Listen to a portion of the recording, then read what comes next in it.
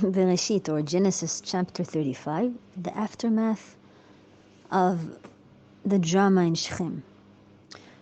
So after the whole drama, after the two brothers kind of killed all of the people of Shem because they raped their sister, and they come back home, and it sounds like Yaakov, their father, is fearful. He says, he doesn't really rebuke them. He just says, "What have you done? Now everybody, all the villages and cities around us, will revenge and kill us because we just came to this country, and now you two just killed off a whole village or a whole city, the city of Shem, as foreigners who just came into this land. This is not the way this is not the way to behave. Now we're in danger." The brothers answer, "But what do you want? Is this how they're going to treat our sister? They're going to make of her a prostitute?" And he has nothing to say to that.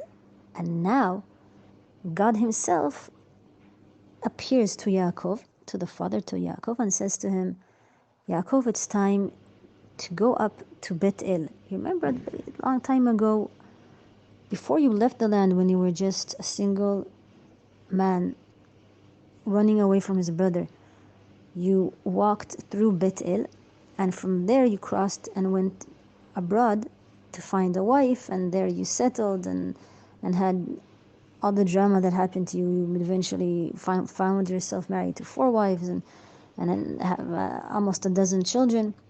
Now you're coming back to Eretz Yisrael. Now upon returning to the land of Israel, I'm now telling you to go to that specific spot in which I appeared to you at the beginning, at that dramatic time before you left the country, and when I appeared to you with the angels coming up and down the ladder to Bet-El. That is the place, Bet-El.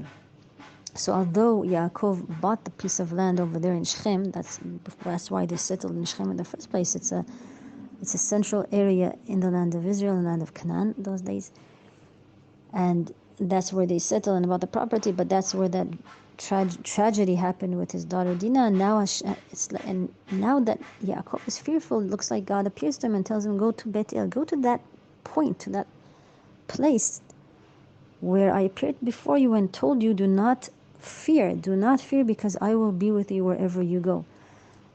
Perhaps Yaakov needed that reminder. He needed that God to tell him and remind him that he's with him and he should not be fearful in anything he does. And so he has to pick up now with his whole family and cattle and everybody that joined them. It's a big clan, and pick up from Shem where they settled and go to Bet-El, where he's going to build an altar and sacrifice to God.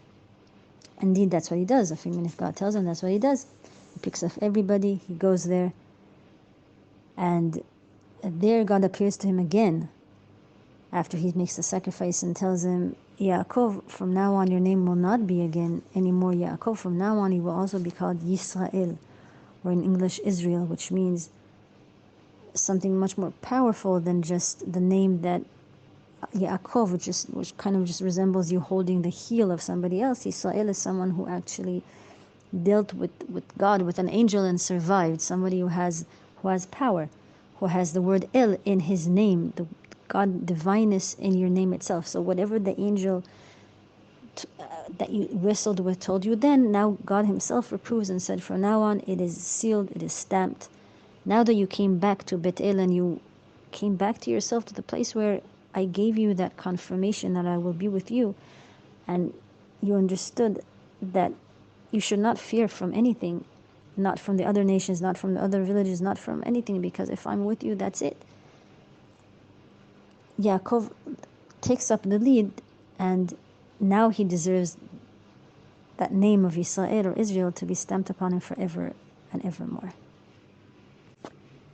I'll just mention that once he picks up and leaves, the verses say that indeed all the neighboring cities or villages, nations, people around him, around Shem, it says that they had the fear of God on them, bestowed upon them, and therefore they did not dare to chase or attack the leaving clan of Yaakov and his sons. They were so, instead of revenging as Yaakov feared, they themselves trembled and therefore did not harm him. So he just peacefully he knows he can't stay there. God told him also, he picks up, and he can't stay there, it's not healthy, but he picks up and leaves, and no one dares follow him. And these verses that say that state how everybody feared to follow and attack him are verses that in Jewish Sephardi communities are recited once you leave one city, or you go on a dangerous road, on a dangerous track, and you want some kind of guidance from God, or you need some kind of guarding angel. So these verses are recited. Please, no one attack us, no one harm us, no one hurt us, neither man nor animal, nor car accidents or anything. We just peacefully pick up and go and get to our destination.